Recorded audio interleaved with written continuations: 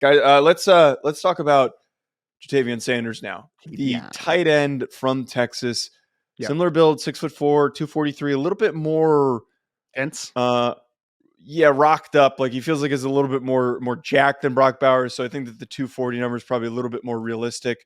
Maybe he's a little bit heavier than that. Yep. He is another player who we liked in the preseason that really took that next step. I think I had a top 50 grade on him in the preseason, and I had a slightly higher top 50 grade on him now. But just any general framework on Sanders before we break him down. I think the body type's important. He obviously is number 0 for people that haven't watched this film yet, which is absolutely badass that a tight end wears number 0. It's fantastic. It gives me fullback vibes. I'm going to be completely honest. Well, I mean, but Joe, he is kind of that true H-back though, right? Like he's not going to play in line a ton either comparative to a Brock Bowers as well. But he is, I would say he's probably a little bit shorter than he's listed. He's probably 6'3" and some change, and he's 240 something pounds. Like he's a pretty densely put together player. And he's a former 5-star kid. If you followed his recruitment, he was a big-time defensive player as well. Like he could have played defensive end in college or, some other spot. Like he was that type of dude. And I would say in the preseason, he was tight end 2 by default because I just didn't know who that next guy was after him, after Jatavian Sanders, after Brock Bowers.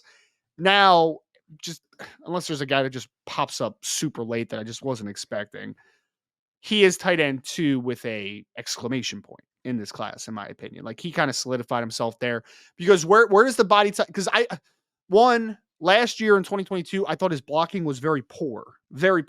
This year, I wouldn't call him a great blocker still, but I would say it was better. It was definitely better. Definitely better. Still wasn't great, but compared to 2022, he looked like a different player as a blocker. He was much better. Yeah. Much better. But where his density shows off most, because he's even in the run game, dude, I wouldn't say he's like a people mover, right? Like he's more a positional blocker, going to get in right spots. Like that's more of his thing.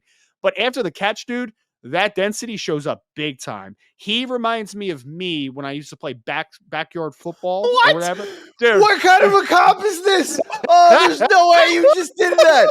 I'm not letting you do that on this show. You've given some great comps. You just said Jatavian Sanders is me. A 5'11".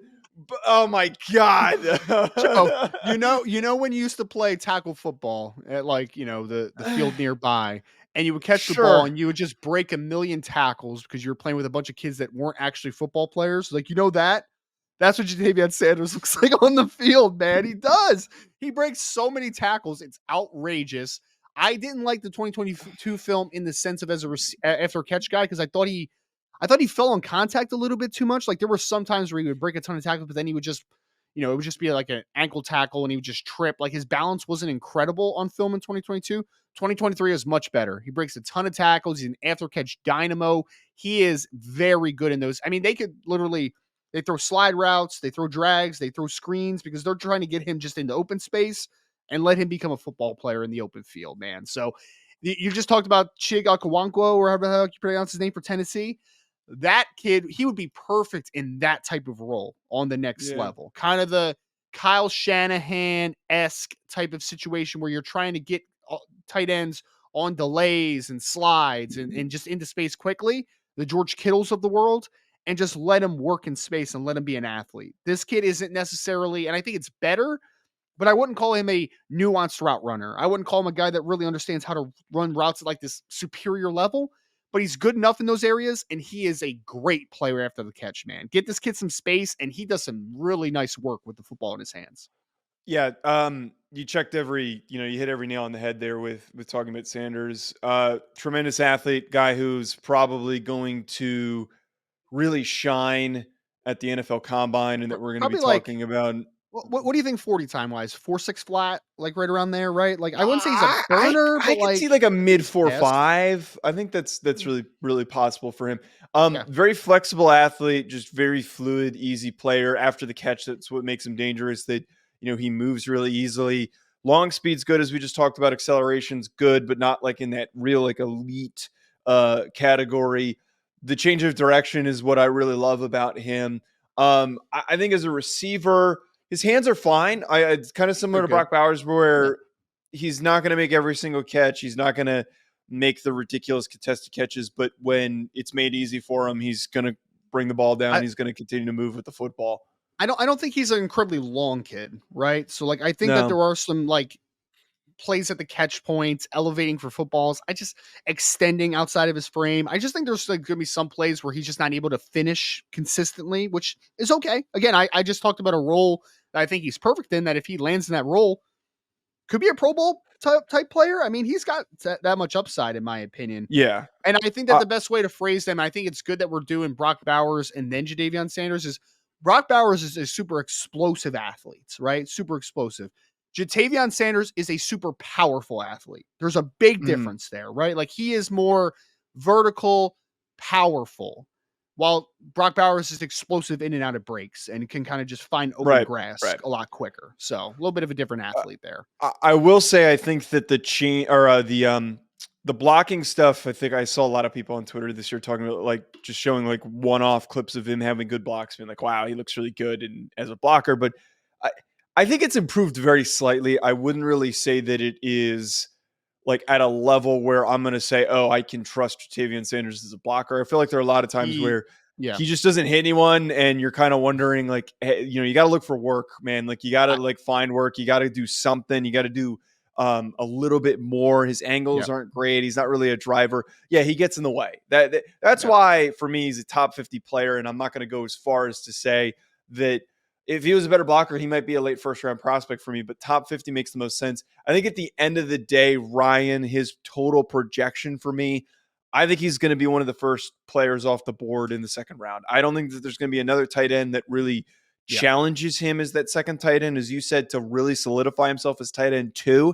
And then after all of these receivers come off the board, all of these corners come off the board, all of these tackles come off the board, teams looking for an added weapon are going to come back around beginning of the second round. Maybe somebody trades up and says, we want a tight end weapon that we think is going to develop into our version of Sam Laporta. Like we want to get our second, third round guy that we think is going to be a very, very high impact rookie.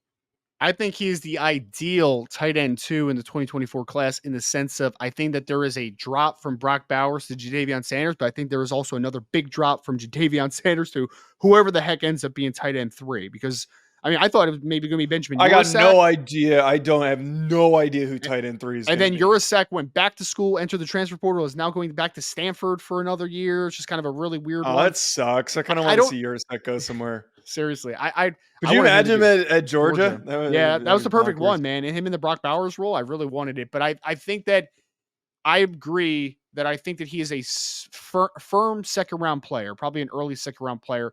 And the great thing that is coming to Sanders' advantage is that there might be a trade up situation where someone has to be like, dude, there's no other tight end in this class that we really love outside of Brock Bowers. We need to make sure we get Jatavion Sanders. We need to trade up to the beginning of the second round to make sure that we secure this player, or else we're in a tough situation, right? So I think there's going to be heavy demand for Jatavion Sanders in this class.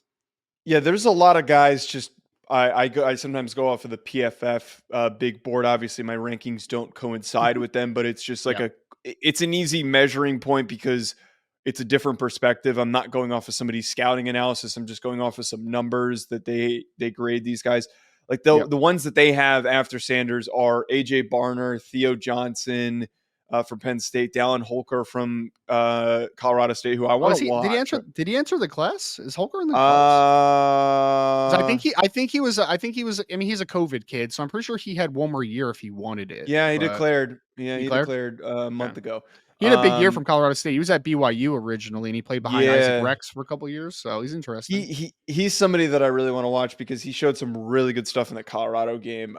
Cade Stover, Jaheim Bell, Ben Sinnott, Brant Kuth. I don't even know if he's declaring because he didn't even play at all this year. But I'm pretty sure he doesn't have eligibility left. But he might not have eligibility left. Oh man, that sucks because he was really promising. But the whole point is here as we're wrapping up the tight end class after these two guys. It's a lot of like more like well-rounded players that aren't really as twitchy, and like maybe like guys like Theo Johnson. Maybe he's like a little bit more, and Jaheim Bell's like a really twitchier athlete, but he's so much smaller that he's not really an 6'1", 227 pounds. Right. Like, there's a lot of, as we come down this list and as we're going to end up doing our rankings, there's going to be a lot of guys that fit more late day 2 that are like, well, he does like this pretty good, but like this is a Sure. huge drawback on him. It's a Yeah. weird tight end class. Nowhere near as good as last year. No, not the depth for sure. I mean, because you had obviously even after the top two that I had in the class, you still had the Sam Laportas of the world, and it was a really good tight end class last year. It really was. Yeah. So, and they all played pretty. I mean, Laporta had a great rookie year. I thought that Dalton Kincaid had a really promising rookie year. I thought that Michael Mayer looked really good when the Raiders decided to throw him the football as well. Like it was a really Yeah. good tight end class we were just off of this year. All right, everybody. At Joe DeLeone, at Rise and Draft. We'll be back. Enjoy the rest of your week. BetOnline remains your top spot for all of your live betting action and contests. NFL, college football, UFC, NHL are all in full swing. BetOnline is your number one source for wagering news, odds, trends, and predictions with both desktop and mobile access at any time. Head to BetOnline today and use promo code BELIEVE. That's BLEAV for 50% off your first deposit. That is a 50% welcome bonus. Bet online, where the game starts.